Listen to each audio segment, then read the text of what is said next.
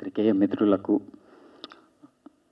అలాగే ఈరోజు సభను అలంకరించిన మా నా మీ ప్రియమైన దర్శకులు కృష్ణవంశీ గారికి, అలాగే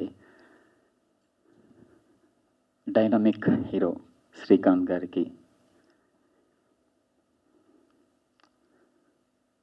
అన్ని రకాల పాత్రలను అవలీలగా చేసే మన శివాజీ రాజా గారికి, ఇక్కడ విచ్చేసిన మీ అందరికీ ఈరోజు ఖడ్గం 22 సంవత్సరాల తర్వాత మళ్ళీ రిలీజ్ చేయాలని ఒక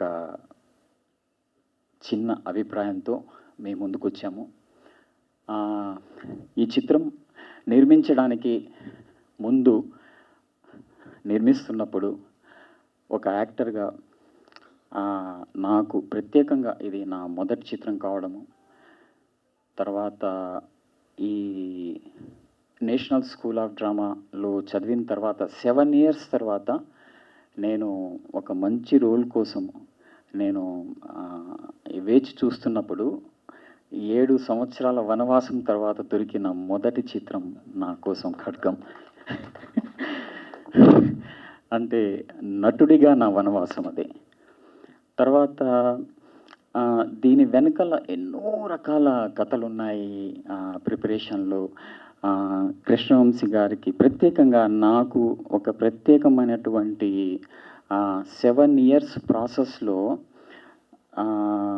అప్పుడు సంయుక్త రాష్ట్రాలైన తెలంగాణ, ఆంధ్ర సంయుక్తంగా ఉన్నప్పుడు ఇక్కడ తెలుగు ఫిల్మ్ ఇండస్ట్రీలో national school of drama New Delhi ఒక ఇన్స్టిట్యూట్ ఉంది, యాక్టింగ్ ఇన్స్టిట్యూట్ మన ఇండియాలో ఉంది అన్న సంగతి 7 ఇయర్స్ తర్వాత నేను వచ్చి టాలీవుడ్లో ప్రయత్నాలు చేస్తున్నప్పుడు నాకు ఒక పెద్ద ఎడారిలో వయాసిస్సులాగా కనిపించిన వ్యక్తి కృష్ణవంశీ గారు. ఎలా అంటే నేషనల్ స్కూల్ ఆఫ్ డ్రామా అంటే జస్ట్ ఏందది, ఎక్కడ చదువుకున్నావు నువ్వా అన్న ఒక రియాక్షన్సే ఎక్కువగా, ఏందది, ఏం ఇన్స్టిట్యూట్, ఏం నేర్పిస్తారు అక్కడ అని ఇలాంటి చాలా రకాలైనటువంటి మాటలు నాకు వినిపించాయి. అలాంటిది నాకు వంశీ గారు, అరే నేషనల్ స్కూల్ ఆఫ్ డ్రామానా, సరే నువ్వేం చేయగలుగుతావు, ఏం చేస్తావు అన్నప్పుడు ఏదో ఒక రకంగా ఆయనతో ముడిపడి ఆయనతో ప్రయాణం చేయాలనేసి. అంటే ఒక వ్యక్తి నేషనల్ స్కూల్ ఆఫ్ డ్రామా గురించి తెలుసు, అక్కడ నేను యాక్టింగ్లో ట్రైనింగ్ తీసుకున్నాను అంటే ఆ ఇన్స్టిట్యూట్ గురించి తెలుసు, ఆ ఇన్స్టిట్యూట్ ప్రత్యేకత గురించి తెలుసు నాకు. అసలు నేను ఆ సందర్భం ఎప్పుడు నా కళ్ళల్లో మెదులుతూ ఉంటుంది. అలాగే నేను ఈ ప్రయాణంలో, నటుడిగా ఈ ప్రయాణంలో మీరు చేసిన అంటే ప్రతిరోజు షూటింగ్ తర్వాత ప్రత్యేకంగా చాలా అంటే సార్ ఈరోజు సీన్ ఇలా వచ్చింది, ఎలా వచ్చింది, ఫోన్ చేసి మాట్లాడడం కానీ, లేకపోతే ఏడీగా మీ దగ్గర పనిచేస్తున్నప్పుడు మీకు దగ్గరగా, నేను చాలా దగ్గరగా మిమ్మల్ని చూశాను.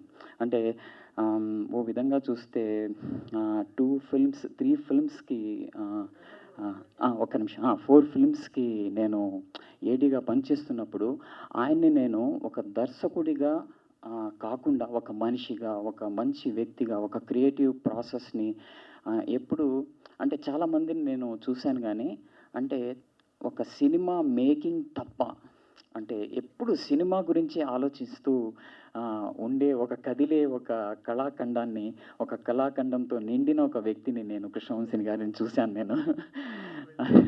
ఎక్కువ కాదు అంటే ఈ రోజున నేను చెప్పకపోతే.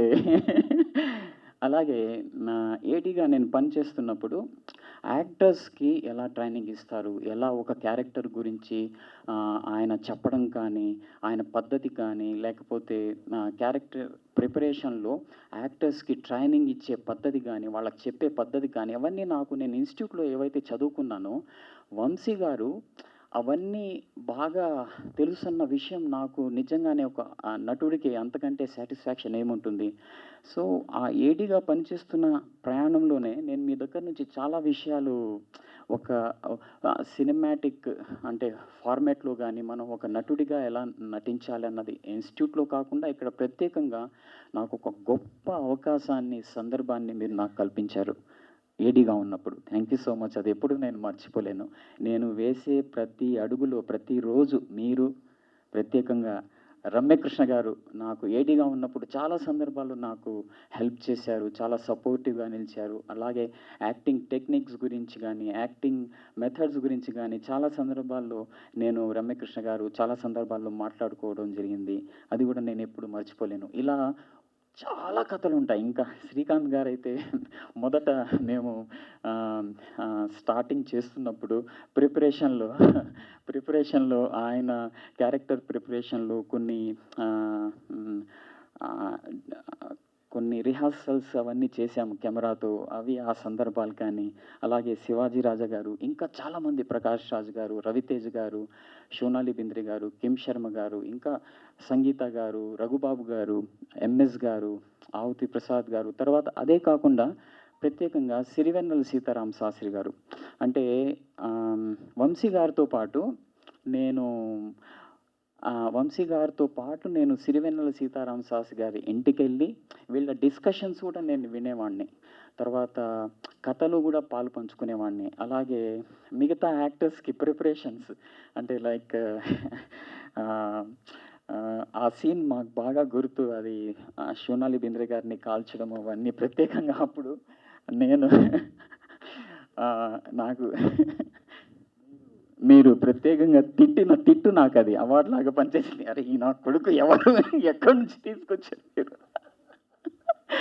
అది నేను అంటే ఇలాంటివి కొల్లలుగా మన దగ్గర విషయాలున్నాయి. ఇవి ఆహ్, నేను ప్రత్యేకంగా ఈరోజు ఇలా చెప్పుకుంటూ వెళితే ఈ సందర్భము, సమయం సరిపోదు. చాలా విషయాలున్నాయి. కానీ సార్ మీరు అందరూ ఒక నటుడిని ఎలా అయితే కనిపిస్తున్నాడో, ఒక వ్యక్తిని, ఒక నటుడిని ఎలా అయితే కనిపిస్తున్నారో, వాళ్ళని అలాగే తీసుకొని మలిచి సినిమాల్లో సినిమా చేయడం సహజ పద్ధతి ఇది. కానీ నేను కొత్తగా వచ్చినప్పుడు ఒక certificate national school of drama నుంచి యాక్టింగ్‌లో చేసిన సర్టిఫికేట్ తప్ప, నా మాటలు తప్ప, ఇంకా వేరే ఏ ప్రపంచం తెలియని నాకు ఏం చేశారంటే నాలో అంటే సర్టిఫైడ్ యాక్టరు సర్టిఫికేట్ ఉండడం వేరు. నాలో ఒక మంచి నటుడిని ఆయన చూసి నా మీద అంత పెద్ద నమ్మకంతో నాకు ఇంకా గుర్తు ఆ దేవానంద్ స్టూడియోలో శక్తి ఫిల్మ్ డబ్బింగ్ జరుగుతున్నప్పుడు ఏంట్రా ఒక సినిమా ఉంది చేయబోతున్నాను. ఒక 4 సీన్లు ఉంటాయి అని నాకు అట్లా బయట మనం నిలబడి అందరూ ఉన్నారు. అది నాకు ఇంకా గుర్తు. నేనెప్పుడు తప్పకుండా చేస్తాను సార్, ఎందుకు చేయను?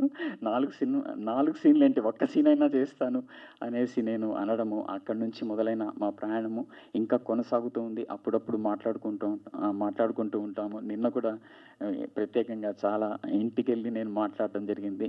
నాకెప్పుడు మీరు రమ్యకృష్ణ గారు ఎప్పుడు నాకు ఇన్స్పైరింగ్. నేను వేసే ప్రతి అడుగులో మీరు నాకు మీ పట్ల నాకు ఒక కృతజ్ఞత భావం ఉంటుంది, ఎప్పుడూ ఉంటుంది.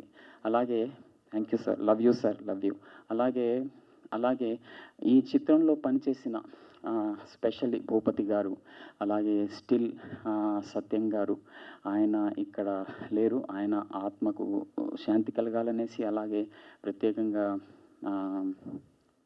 సిరివెన్నెల సీతారామ శాస్త్రి గారు, తర్వాత పేకేటి రంగా గారు, ఇంకా కొంతమంది ఉన్నారు. వాళ్ళందరికీ నేను పేరు పేరున ధన్యవాదాలు తెలియజేసుకుంటున్నాను.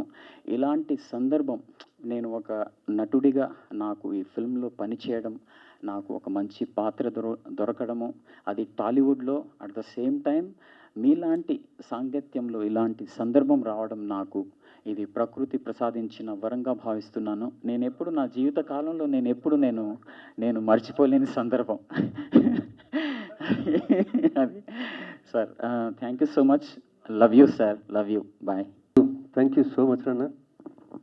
శివాజీరాజా గురించి స్టార్ట్ చేసేటప్పుడు ఒక చిన్న ఇన్సిడెంట్ చెప్తా.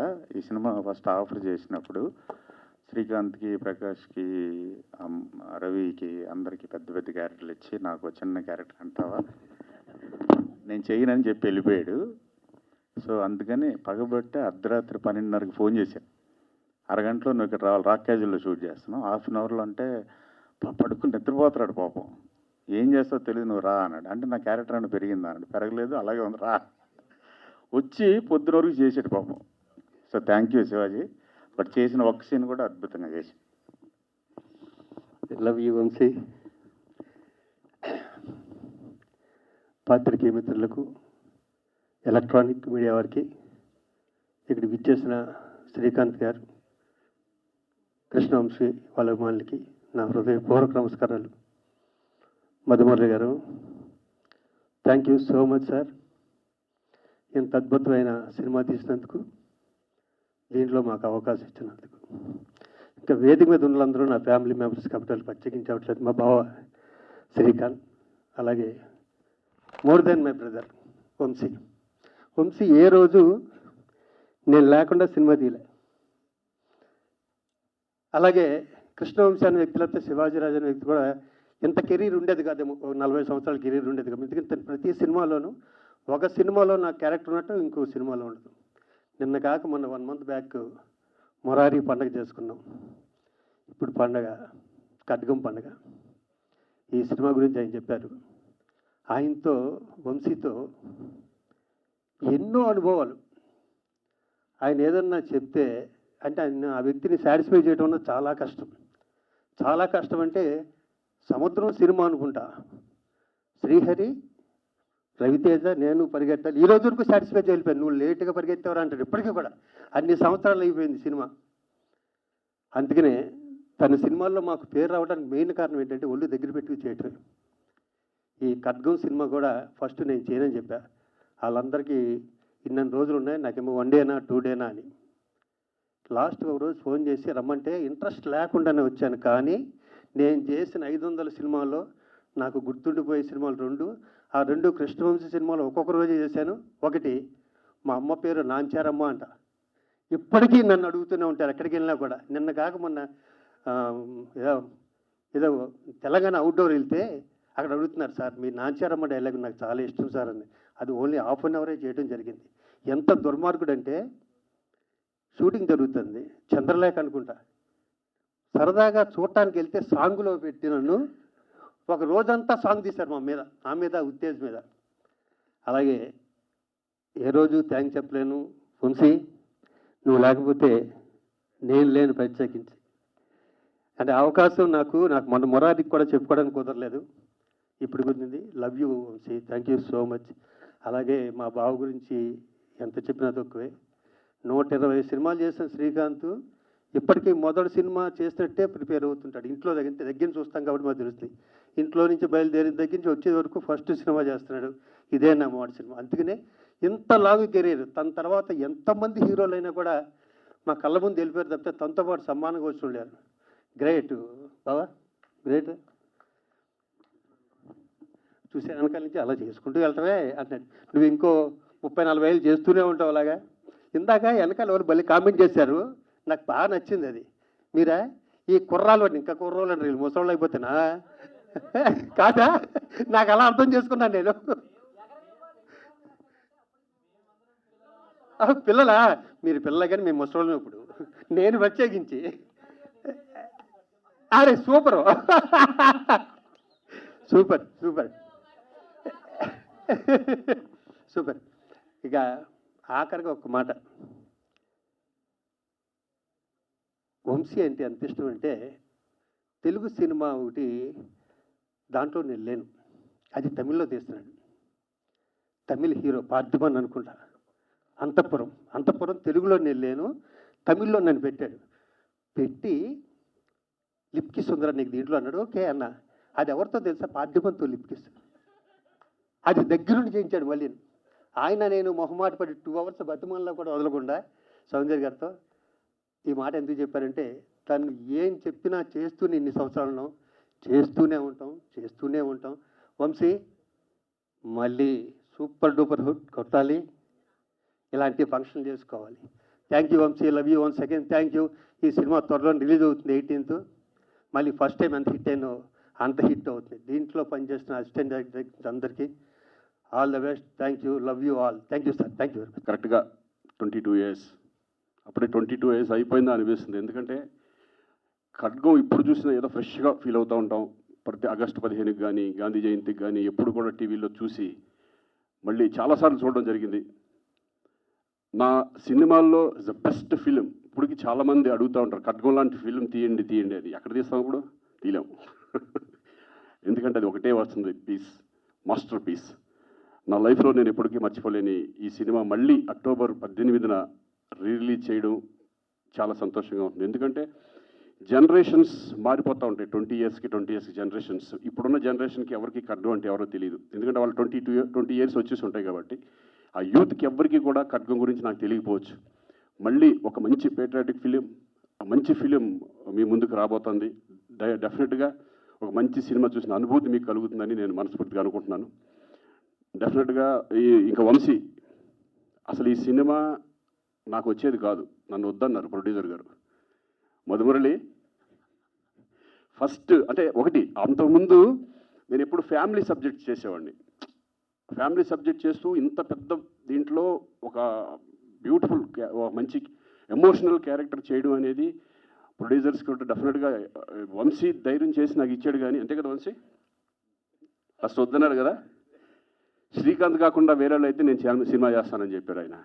కానీ ఆయన అన్న దాంట్లో కూడా ఒక న్యాయం ఉంది. ఎందుకంటే అప్పటి వరకు నేను ఫ్యామిలీ సబ్జెక్ట్ చేశాను, భయపడ్డారు, ప్రొడ్యూసర్గా భయపడ్డాడు. కానీ వంశీ నాకు శ్రీకాంత్ గురించి తెలుసు, ఆడేంటో తెలుసు. డెఫినెట్గా శ్రీకాంతే నాకు కావాలి అని పట్టుబట్టి మళ్ళీ ఈ క్యారెక్టర్ నాకు ఇవ్వడం నిజంగా నా లైఫ్లో నేను మర్చిపోలేను.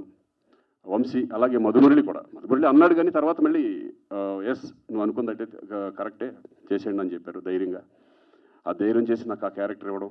అలాగే దాంట్లో రవితేజ, ప్రకాష్ రాజ్ వాళ్ళు విద్యగా రాలేదు, వాళ్ళు లేరు, ఊళ్ళో లేరు కాబట్టి రాలేకపోయారు, లేకపోతే వాళ్ళు వచ్చేవాళ్ళు. So thank you Vamsi. నాకు ఎందుకంటే వంశీ సినిమాలో ఆర్టిస్ట్ చేయడం అనేది ఒక నేను ఫిల్మ్ ఇన్స్టిట్యూట్ నుంచి వచ్చాను, కానీ ఈయన ఒక ఇన్స్టిట్యూట్, సపరేట్ ఇన్స్టిట్యూషన్. ఎందుకంటే వంశీ చెప్పే విధానం, ఆర్టిస్ట్కి ఇంజెక్ట్ చేసే విధానం ఎంత బాగుంటుందంటే ప్రతి పాయింట్, ఈచ్ పాయింట్ మన నరనరాల్లో దింపేస్తాడు. అటువంటి వంశీ ఆయన సినిమా చేసిన తర్వాత మనకి చాలా కాన్ఫిడెన్స్ వస్తుంది. వేరే సినిమాలు చేసినప్పుడు చాలా ఈజీ అనిపిస్తుంది. అట్లా 3 సినిమాలు ఆయన డైరెక్షన్లో చేయడం. నేను ఖడ్గం తర్వాత నా 100వ ఫిలిం, 100 మూవీ కావాలని వంశీ అయితే నాకు బాగుంటుంది నా 100వ సినిమా. కానీ మహాత్మా, అలాగే గోవిందుడు అందరి వాడేలో నాకు బ్యూటిఫుల్ మంచి క్యారెక్టర్ రామ్ చరణ్ సినిమాలో ఇవ్వడం. ఇలా చెప్పుకుంటూ పోతే ఈయన గురించి చాలా ఉంటాయి. ఎందుకంటే నాకు నచ్చిన డైరెక్టర్స్లో వంశీ ఒకళ్ళు. ఇప్పటికీ ఆయన ఇంకా ఉంది, ఆయన ఎన్నో మంచి సినిమాలు చేయాలని. ఇంకా ఇండస్ట్రీలో వంశీ లాంటి డైరెక్టర్, నిజంగా అంత టెక్నికల్ డైరెక్టర్ ఈరోజు కూడా ఆయన పాత సినిమాలు ఏది చూసినా సరే ఆయనలాగే తీసే డైరెక్టర్స్ చాలా తక్కువ. అటువంటి మళ్ళీ వంశీ ఇంకా మంచి సినిమాలు చేయాలి. అక్టోబర్ ఇప్పుడు ఈ 18న రిలీజ్ అవుతున్న సినిమా మీరందరూ చూసి ఎంజాయ్ చేస్తారని నేను అనుకుంటున్నాను. ఎందుకంటే నా లైఫ్లో బెస్ట్ సాంగ్ నువ్వే సాంగ్, అది ఎప్పటికీ మర్చిపోలేను. సిరివెల్ల సీతారామ శాస్త్రి గారు ఆయన లేకపోవడం నిజంగా దురదృష్టం. ఈ సాంగ్ జరిగినప్పుడు గుర్తుందా నీకు? ఏంటి ఫస్ట్ సాంగ్ విన్నప్పుడు ఏంటి వంశీ డ్యాన్స్ పెట్టవేంటి, మామూలుగా నడిపించి చేపించేస్తున్నావు అన్నాను. గుర్తుందా? ఈ సాంగ్లో డ్యాన్స్ ఉండకూడదురా, ప్లీజ్ రా, డ్యాన్స్ లేదురా అన్నాడు. అలా ఒక సరదాగా నాకు కొంచెం షై ఉండేది. హీరోయిన్తో, సోనాలి బింద్రే తనతో చేసేటప్పుడు షై ఉండేది. మేమిద్దరమే కలిసి రిహార్సల్ చేసేవాళ్ళం. నువ్వు ఆగు, మేమిద్దరం చేస్తాం, ఫస్ట్ నన్ను టెన్షన్ పట్టద్దని చెప్పి. అలా అంటే తలుచుకుంటుంటే చాలా ఇన్సిడెంట్స్ ఇవన్నీ చాలా బాగుంటాయి. సో అక్టోబర్ 18న డెఫినెట్గా ఈ సినిమా మీరు చూసి ఎంజాయ్ చేస్తారని అనుకుంటున్నాను. అలాగే షఫీ అప్పుడే ఒక నేషనల్ స్కూల్ ఆఫ్ డ్రామా అప్పటి నుంచి వచ్చి చాలా న్యాచురల్ యాక్టర్. ఎంత న్యాచురల్ అంటే నేను ఇన్స్టిట్యూట్ నుంచి వచ్చాం కానీ బట్ వాళ్ళ ఇన్స్టిట్యూషన్, వాళ్ళ స్టైల్ ఆఫ్ యాక్టింగ్ వేరే ఉండేది. అంతా అంటే మెథడ్ యాక్టింగ్ టైప్ ఆఫ్ ఎక్కువ ఉండేది కదా మామూలు ఇన్స్టిట్యూషన్. మాకు అది నేర్పల. మాదంతా వెళ్ళిపోతూ ఉండేది అంతే అది. సో వండర్ఫుల్ ఆర్టిస్ట్ని ఇండస్ట్రీకి పరిచయం చేశారు వంశీ. అలాగే ఇంకా మా బాబు గురించి ఏం చెప్తాం, వాడు ఏ క్యారెక్టర్ చేసిన దాంట్లో ఇద్దరం ఎన్నో సినిమాలు చేసాం. ప్రేయశ్రావు దగ్గర నుంచి ఎన్ని సినిమాలు చేసాము. ప్రతి సినిమాలో కూడా వాడు మంచి బ్యూటిఫుల్ క్యారెక్టర్, మంచి ఆర్టిస్ట్. ఇప్పుడు ఏ క్యారెక్టర్ చేసినా కూడా దాన్ని ముందుకు తీసుకెళ్ళిపోతాడు. అద్భుతమైన పర్ఫార్మర్. థ్యాంక్ యూ బాబా. ఎన్నో సినిమాలు, అద్భుతమైన సినిమాలు ఉన్నాయి మన వినోదం దగ్గర నుంచి అప్పుడు లెక్కేసుకుంటే. సో మరి మరొక్కసారి అందరికీ నేను థ్యాంక్స్ చెప్పుకుంటున్నాను. అలాగే ప్రొడ్యూసర్స్కి, వంశీకి థ్యాంక్ యూ వెరీ మచ్. ముఖ్యంగా థ్యాంక్స్ చెప్పుకోవాల్సింది ప్రొడ్యూసర్ మా ఫ్రెండ్ శంకర్ మురళి గారికి. ఇలాంటి ఒక సినిమా చేయనిచ్చినందుకు, చేస్తున్నప్పుడు సపోర్ట్ ఇచ్చినందుకు, రిలీజ్ తర్వాత కూడా చాలా టఫ్ కండిషన్స్లో కూడా ఉండి ఫేస్ చేసినందుకు, దాని తర్వాత శ్రీకాంత్ కానీ, ప్రకాష్ రాజ్ కానీ, రవితేజ కానీ, శివాజీ రాజా కానీ, సంగీత కానీ, కిమ్ శర్మ కానీ, సోనాలి బింద్రే కానీ, పూజా భారతి కానీ, ఎంఎస్ నారాయణ కానీ చేసిన యాక్టర్స్ అందరూ, తర్వాత ముఖ్యంగా దేవిశ్రీ ఫెంటాస్టిక్ సాంగ్స్ ఇచ్చాడు, ఆయనకి థ్యాంక్స్. తర్వాత మా గురువుగారు సీతారామ శాస్త్రి గారు.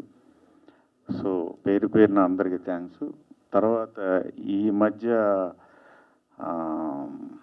ప్రెస్ మీట్లలో జర్నలిస్టుల ఇన్వాల్వ్మెంట్ లేకుండా, ముఖ్యంగా సురేష్ కుండేటి ఇన్వాల్వ్మెంట్ లేకుండా అంత బాగోదేమో అనుకుంటున్నాను. అందుకని మీరు ఏదైనా క్వశ్చన్స్ అడిగితే సమాధానం చెప్తా.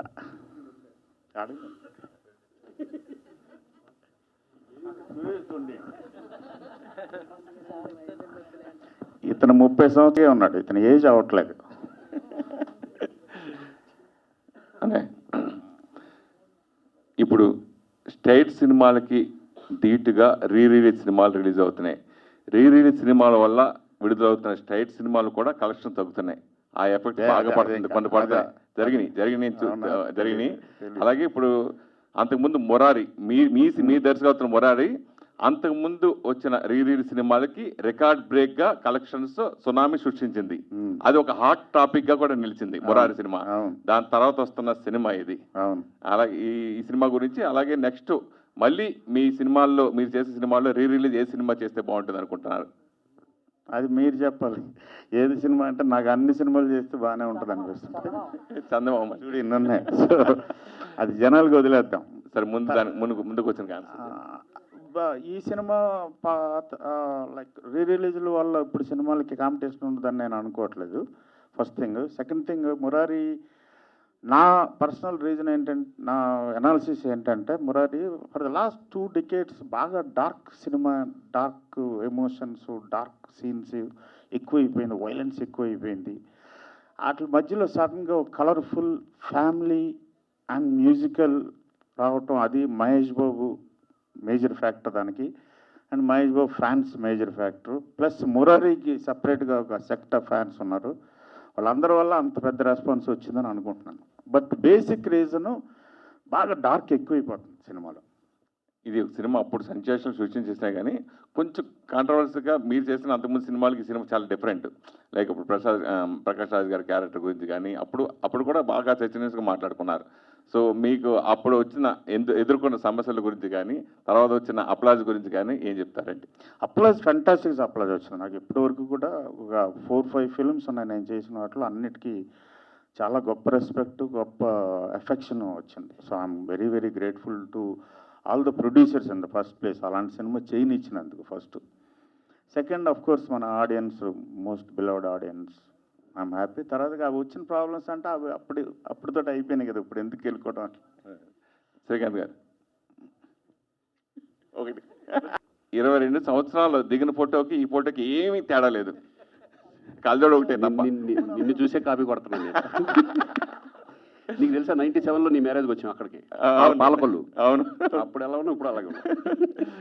సరే అన్న, ఇప్పుడు ఫైనల్గా ఒక్క ఛాన్సు అని మనకి ఇష్టమైన చాలా తక్కువ రేర్గా ఉంటారు. అలాగే కృష్ణవంశీ గారి దర్శకత్వంలో ఒక్క సీన్ చేసినా చాలు అని ఆర్టిస్ట్ అప్పుడు ఫీల్ అయ్యేవారు. మనం ఉన్నప్పుడు చాలా వంశీ గారు ఒక్క వేస్ట్ ఇచ్చిన చాలు, ఒక్క సీన్లో చేసినా చాలు అని ఫీల్ అయ్యేవారు. అట్లాంటిది మీరు ఖడ్గం, మహాత్మా, మళ్ళీ హీరోగా కాకుండా క్యారెక్టర్ కూడా గోవింద్ నండవర్ చేయడం జరిగింది. సో ఇందాక ఫస్ట్ నిర్మాత వద్దన్నా ఏదొద్దన్నా చేయడానికి, సో అలా ఒప్పుకున్నారు కాబట్టి అప్పుడు వంశీ గురించి, ఇప్పుడు వంశీ గురించి మీరు ఏం చెప్తారు? అప్పుడు వంశీకి ఇప్పుడు కొంచెం జుట్టు కొంచెం తేడా వచ్చింది లేకపోతే హాట్గా అప్పుడు ఎలా ఉన్నాడో డెఫినెట్గా ఇప్పుడు సినిమా చేస్తే అదే వంశీ నాకు కనపడతాడని అనిపిస్తుంది. ఎందుకంటే ఇప్పటికీ ఆయన నేను ఎప్పుడు రెగ్యులర్గా టచ్లో ఉంటాం. నేను ఉంటా నాకు ఒక మంచి ఇంకో ఖడ్గంలోని సినిమా చేద్దాం వంశీ అంటే ప్రొడ్యూసర్ తీసుకురా అంటారు. అదే కదా లేని మనకి ఇప్పుడు. సో వంశీ అనేది ఎప్పుడు మారలా, బట్ కొంత గ్యాప్ రావచ్చేమో కానీ 100% వంశీ మళ్ళీ మంచి డైరెక్టర్గా ప్రూవ్ చేసుకుంటాడు డెఫినెట్గా. నాకు మార్పు ఏం లేదు, అతను నాకు ఏం మార్పు కనపడలా. అదే ఫ్రెండ్షిప్, అదే ఇది. వంశీ గారు, నేను వెంకట్ రెడ్డి సార్. చెప్పండి సార్. ఖడ్గం సినిమా ఒక సెన్సేషనల్. ఇప్పటికి కూడా మనం ఇండిపెండెన్స్ డే ఇలా చూస్తుంటే ఆ పాటలు వేసేసి మొత్తం ఇప్పటికి కూడా చూస్తుంటున్నాం. అలాంటి శాటిలైట్ ఛానల్స్ న్యూస్లో కూడా మనం బాగా చూస్తుంటాం సార్. అయితే నేను అనేది ఏంటంటే ఇలాంటి సినిమాని పార్ట్ 2 లాగా చేయొచ్చు కదా, ఎందుకంటే హీరో కూడా రెడీగా ఉన్నాడు. నాకు తెలిసి శ్రీకాంత్ గారు అబ్బాయి రోషన్ పర్టికులర్గా అదే కదా మీ క్వశ్చన్. నాకు పార్ట్ 2 మీద నమ్మకం లేదు సార్. పార్ట్ 2 అనేది ఒక బిజినెస్ ప్రపోజిషన్స్ అయింది తప్ప ఎక్స్టెన్షన్ ఆఫ్ ఏ ఫిల్మ్ అవ్వట్లేదు. ప్లస్ నా సినిమాలు అన్నీ కూడా అక్కడతో ఎండ్ అయిపోతుంది, వన్ అండ్ ఓన్లీ అని. దానికి ఎక్స్టెండ్ చేసి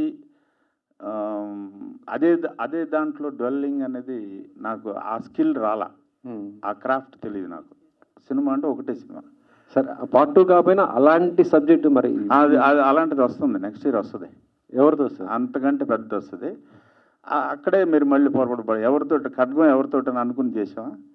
ఎవరో సబ్జెక్ట్ కరెక్ట్ అవుతారో. నాకు సబ్జెక్టే హీరో అండి, హీరోని బట్టి సబ్జెక్ట్ కాదు. నాకు అది రాదు, అదొక ఆర్ట్. అలాంటి ఆర్ట్ నాకు రాదు. సినిమాని బట్టి యాక్టర్స్. Nice name. చెప్పండి. Thank you sir. Sir actually మీ సినిమాలు మేము చిన్నగా ఉన్నప్పుడు, అంటే అది చెప్తే మళ్ళీ మాకు ఏజ్ అయిపోయింది అన్నట్టు మాట్లాడుతున్నారు కాబట్టి అలా ఎంజాయ్ చేసాం చూస్తూ. నాకు మీ సినిమాల్లో బాగా నచ్చేది ఏంటంటే ఖచ్చితంగా హీరోయిన్కి ఒక స్పెషల్ సాంగ్, హీరోయిన్ని చూపించే విధానం అన్నది కూడా చాలా అద్భుతంగా ఉంటుంది. మాకు లిటరల్లీ మేమందరం బాగా ఎంజాయ్ చేస్తాం. ఇప్పుడు ఇక్కడ ఉన్న చాలామంది యంగ్ ఫిలిం జర్నలిస్టులు, ఐ మీన్ ఉన్న వాళ్ళందరూ, మా అన్న కూడా అంట, సురేష్ అన్న కూడా అంట. సో సార్, అంటే మీ మార్కో ఫిలిమ్స్లో ఖచ్చితంగా ఆ టైప్ ఆఫ్ ఒక పాట ఉంటుంది. అంటే మీరు కావాలని ఇట్లా చెయ్యాలి అని చెప్పి అలా క్రియేట్ చేస్తారా, లేదంటే కథకి అది అవసరం అన్నట్టు పెట్టడం జరిగిందా? 50-50. నాకు అందరికి కూడా ఒక అమ్మాయి అనేది ఒక most beautiful creation of a God. So ఆటోమేటిక్గా దాన్ని రిప్రజెంట్ చేయడం కోసం సినిమాలో జరుగుతుంది. ఆ రోజు మీరు అలా అనుకుని చేశారు కాబట్టి ఇప్పుడు రిలీజెస్ అప్పుడు ప్రతి ఒక్కళ్ళు బీభత్సంగా ఎంజాయ్ చేస్తున్నారు థియేటర్స్ లో. ఆల్మోస్ట్ ఆ గెటప్స్ వేసుకెళ్ళి మరి. బట్ అందులో ఫస్ట్ ఆ అమ్మాయిలు ఏంజల్స్ లాగా చాలా బ్యూటిఫుల్గా ఉంటారు. ప్లస్ శాస్త్రి గారు లాంటి ఒక అద్భుతమైన పాటల రచయిత, Devi Sri Prasad, Mani Sharma, music directors Sandeep Chowta, Shashi Preetham, plus cameraman, locations, so many things involves. Final గా వీటన్నిటికన్నా మీ విజన్ అయితే బాగుందని ఒప్పుకుంటాను. స్క్రీన్ మీద అమ్మాయి actor, weather male actor female actor, వాళ్ళకి కనపడతారు కాబట్టి మేజర్ షేర్ వాళ్ళకి వెళ్తుంది. అండ్ ఇంతమంది కష్టం ఉంటుంది. అండ్ ఇంకొకటి రీసెంట్ గా చెప్తున్నటువంటి మురారి రిలీజ్ ఏదైతే అయిందో అప్పుడు థియేటర్ లో జరిగిన సందడి మీరు చూసారు. ఆల్మోస్ట్ ఫ్యాన్స్ ఏ తరహా రచ్చన చేశారో చూసారు కదా, మ్యారేజ్ ఏదైతే ఉందో సార్. అది చూసిన తర్వాత what is your first feeling sir? ఏంట్రా ఇది? ఫస్ట్ ఆఫ్ ఆల్ మ్యారేజ్ అలా చేసుకోవడం చాలా తప్పు అనిపించింది, బాగా అనిపించింది నాకు. మన కల్చర్కి ఒక అర్థం ఉంది, ఒక పరమార్థం ఉంది, వెనకాల ఒక సెన్స్ ఉంది, ఒక కన్స్ట్రక్టివ్ థియరీ ఉంది, ఒక కన్స్ట్రక్టివ్ ఆలోచన ఉంది దాని వెనకాల. అది అంటే వాళ్ళకి తెలియక కొంత, ప్లస్ ఒక ఫ్యాన్సీ ఇమ్మీడియట్ దీనికి పబ్లిసిటీ కొంత, కెమెరాలు సోషల్ మీడియాలో వచ్చిన తర్వాత దానివల్ల ఎక్కువ రియాక్ట్ అయ్యారు. God forbid them, God bless them, but that's wrong I feel. Sir hi sir. Hi. ఎక్కడ? ఇక్కడ. ఓకే. శరత్ సార్. ఈ మూవీలో పర్టికులర్గా అంటే స్టార్టింగ్ అందరూ రోజ్ చేస్తారు అనుకున్నాను, అందరూ ఏంటి చాలా సాఫ్ట్ గా. వీఆర్ ఫ్యాన్స్ ఆఫ్ ఖడ్గం కదా సార్. కాదు చేస్తా. రండి సార్, శ్రీకాంత్ గారు రండి, మీరు రండి. చెప్పండి. యా, అంటే స్టార్టింగ్ టు ఎండ్ వరకు కూడా ట్రై కలర్స్ ని చాలా చోట్ల మీరు మ్యాచ్ చేయడానికి, అంటే 3 కలర్స్ అది అంటే ఏమైనా ఐడియా పెట్టుకొని చేశారు? చాలా పర్టికులర్ ఫ్లాగ్ ని రిప్రజెంట్ చేద్దాం. ఖడ్గం అనేది మన భారతీయ జెండా అనేది ఒక ఖడ్గం అని, అది ఒక క్లాత్ కాదు, ఒక ఖడ్గం అని. దాని గురించి తప్పుగా మాట్లాడినా, తప్పుగా ఆలోచించినా, దాని పట్ల తప్పుగా ప్రవర్తించినా ఆ థాట్ ప్రాసెస్ ఒక ఖడ్గం అయ్యి మనల్ని వేసేస్తాను. ఆ ఉద్దేశంతో ఖడ్గం అని పెట్టింది టైటిల్. కృష్ణవంశీ గారు ఆ, సార్ ఖడ్గం ఫస్ట్ ఒక్క నిమిషం వెనకాల నుంచి అక్కడ వస్తాను. సారీ సార్, చెప్పండి.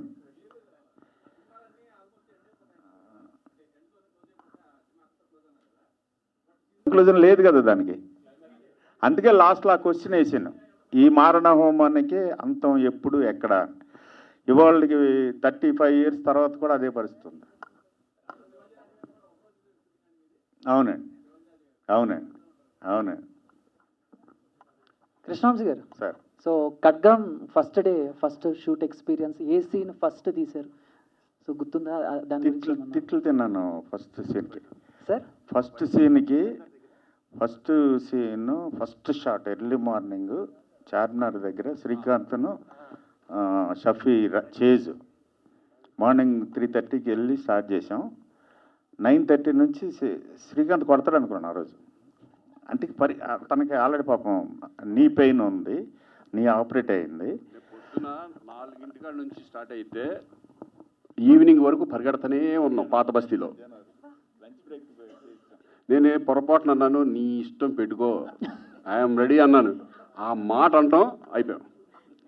ఎక్కడెక్కడ పెట్టి ఎప్పుడు పరిగెత్తరా, సందులు పరిగెడతానే ఉన్నాను. నమస్కారం పెట్టి, అరే నీతో ఎప్పుడు నేను పెట్టుకోను. సరే అది ఫస్ట్ డే. కృష్ణవంశీ గారు, నా ఇష్టం ఛానల్ నుంచి శివాజీరాజానండి. 20 సంవత్సరాల నుంచి అల్లూరి సీతారామరాజు తీస్తారని నన్ను ఊరిస్తున్నారు సార్. అది ఎంతవరకు వచ్చింది? తీస్తారా, పోస్ట్ పోన్ చేస్తారా, ఉంటుందా, ఉండదా? డబ్బులు తీసుకుని వచ్చేయండి, రేపే చేశారు సార్. అదే ఏం రెడీ. శ్రీకాంత్ గారు మీకే. సో బేసిక్గా ఇందాక మీరు మాట్లాడుతూ నువ్వే అనే సాంగ్ మీకు ఎంత ఫేవరెట్ అన్నారు. అదే నువ్వు సో మీకే కాదు చాలా మందికి కూడా అది ఒక లవ్ యాంథమ్ లాగా వాళ్ళ లైఫ్ లో. సో ఇందాక మాట్లాడుతూ కొన్ని సీన్లు చేయడానికి నేను కొంచెం మొహమాటం సిగ్గుపడ్డాను అనిపించింది. మాకైతే స్క్రీన్ మీద చూస్తున్నప్పుడు అది ఎక్కడ కనిపించలేదు. అంటే మీరు అంత బాగా చేశారు, మీరు అంత బాగా చేశారు. బట్ అంటే అంత చూసుకుని వెళ్ళలే నేను.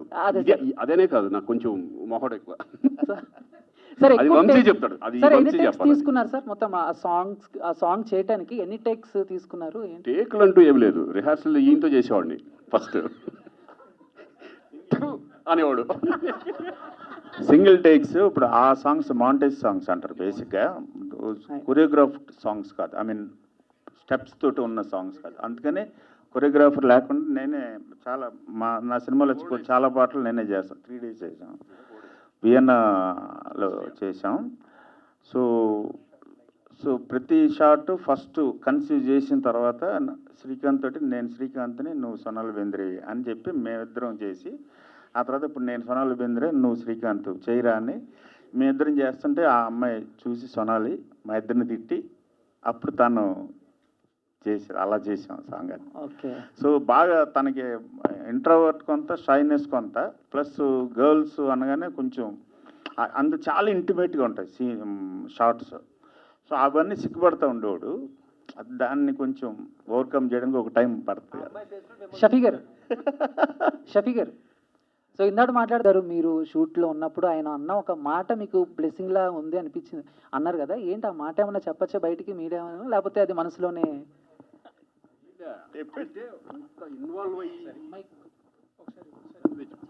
ఆ మాట అమ్మ ఏంట్రా ఇంత ఇదిలో ఉన్నాడని అనే అర్థం ఏంటంటే, అంత ఇన్వాల్వ్ అయిపోయి చేస్తున్నాడని. అంటే యాక్టింగ్ అనేది మేమంతా మామూలుగా జనరల్గా అంత అదే దాంట్లో ఉంటాడు. ఇంత మూర్ఖుడు ఏంట్రా బాబు, ఈడేవడరా బాబు, ఆ ఉద్దేశంలో అన్నాం అనమాట. అదేం తిడతాం కాదు, యాక్టర్గా ఇంత పర్ఫెక్షన్, అంత ఇన్వాల్వ్మెంట్తో చేస్తున్నాడు, ఏమో ఎక్కడి నుంచి తీసుకొచ్చారా బాబు ఇతన్ని అనే టైప్ ఆఫ్ ఉద్దేశం అంతే. షఫీ గారు, అంటే ఈ సినిమా రిలీజ్ అయిన తర్వాత మీ మీద మాత్రం బీభత్సమైన కోపం అసలుకి జనాలకి కానీ అసలుకి బయట కూడా అసలుకి మీ మీద అటాక్లు కూడా జరిగే అవకాశం ఉందంట ఉంది అసలుకి. అంటే అంత బాగా జీవించారు నిజంగా, అంటే ఆ క్యారెక్టర్ అంతా ఉంది కదా, మీకు ఎలా అనిపించింది సార్ ఫస్ట్ మీ ఆ సినిమా చేస్తున్నప్పుడు?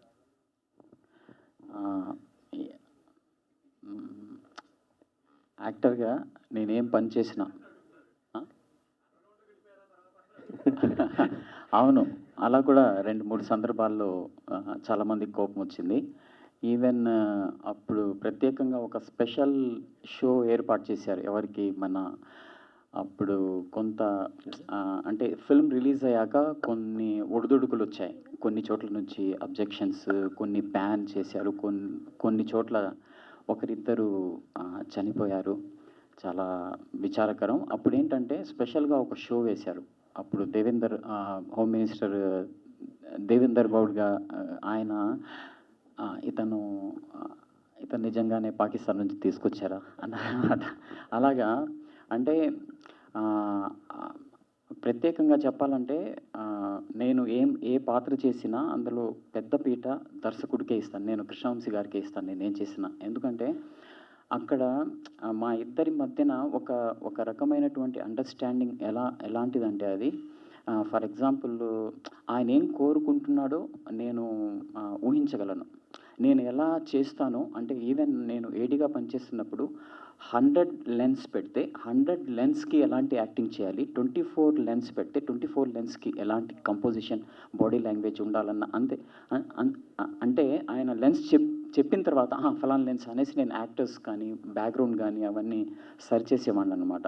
సో ఇంత డీప్గా వెళ్ళడానికి తర్వాత నేను నేర్చుకున్న అంటే నేషనల్ స్కూల్ ఆఫ్ డ్రామాలో నేను తీసుకున్న ట్రైనింగ్ కానీ లేకపోతే నాకేంటంటే నేను ఏ పని చేసినా ఇంత శ్రద్ధగానే చేయాలనుకుంటాను. నాకు ఇష్టమైన పని, నాకు ఇష్టమైన వృత్తి నటన కాబట్టి ఆయన ఏం చెప్పినా దాన్ని నేను ఒక ఆత్మను దాంట్లో క్రియేట్ చేయడానికి నేను ఇప్పుడు కూడా అదే ప్రయత్నం చేస్తాను. నాకు చాలా ఇష్టం. సో అంత బలంగా ఇంపాక్ట్ చేయడానికి నేను ఒక్కడనే కాదు, నాకు ఇచ్చిన ఇన్పుట్స్, వంశీ గారు నాకు ఇచ్చిన ఇన్పుట్స్, నా మెథడ్ యాక్టింగ్కి ఆయన చాలా సపోర్ట్ చేశారు. నేను ఎక్కడన్నా ఉండాలన్నా, నేను ఎక్కడన్నా వెళ్ళన్నా, నేను స్టడీ చేయాలన్నా ఒకటి చాలా జాగ్రత్తరా అని చెప్పేవారు, జాగ్రత్త చేసేవారు. ఇవన్నీ ఆ ప్రాసెస్లో నేను చాలా డీప్గా వెళ్ళడానికి ఆయన సహకారం లేకుండా ఉంటే ఆయన నన్ను యాక్టర్గా ఆ మెథడ్ యాక్టింగ్ని, ఆ ప్రాసెస్ని అర్థం చేసుకునే ఒక దర్శకుడు దొరికినప్పుడు నటుడికి ఎక్స్ప్లోర్ చేయడానికి చాలా స్పేస్ దొరుకుతుంది.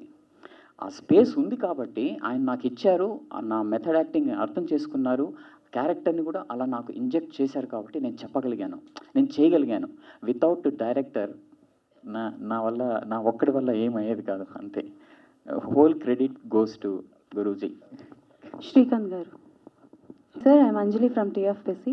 ఫస్ట్ ఆఫ్ ఆల్ అయితే ఇందాక మీరు మాట్లాడినట్టు చెప్పినట్టు ఖడ్గంలో ఫస్ట్ టైం మిమ్మల్ని చూసినప్పుడు ఒక ఫ్యామిలీ హీరో, అప్పటి వరకు అమ్మాయిలందరికీ ఒక రొమాంటిక్ హీరోగా కనిపించిన మీరు ఆల్ ఆఫ్ సడన్ సీరియస్గా, ఎమోషనల్గా, కోపంగా కనిపించేసరికి ఏంటి ఇలాగున్నారు అని చాలామంది అనుకుని ఉంటారు. బట్ మీకు ఫర్ ద ఫస్ట్ టైం ఈ ఖడ్గం గురించి, ఈ క్యారెక్టర్ గురించి చెప్పినప్పుడు మీరేమనుకున్నారు?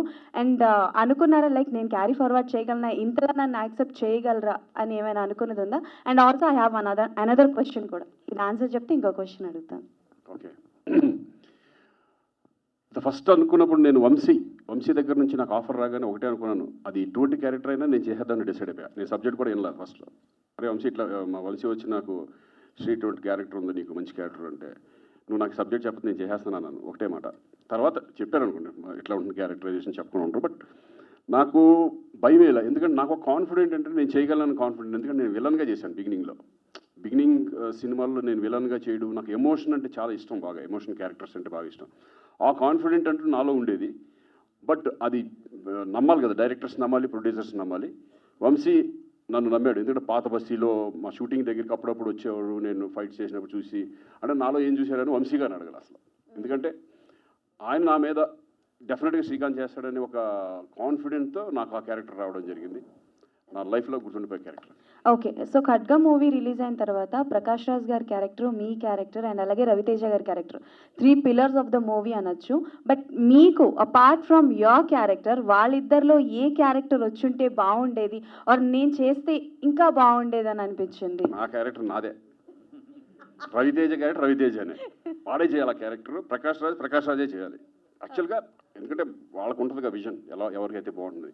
బట్ నేను ఆ క్యారెక్టర్ నేను ఊహించుకోలేను, ఎందుకంటే నా క్యారెక్టరే నాకు బాగా నచ్చిన క్యారెక్టర్. నాకైతే రవితేజ క్యారెక్టర్, అలాగే ప్రకాష్ రాజ్, ముగ్గురిది equal character. Okay done. Thank you అండి. Thank you so much. Very much. Thank you.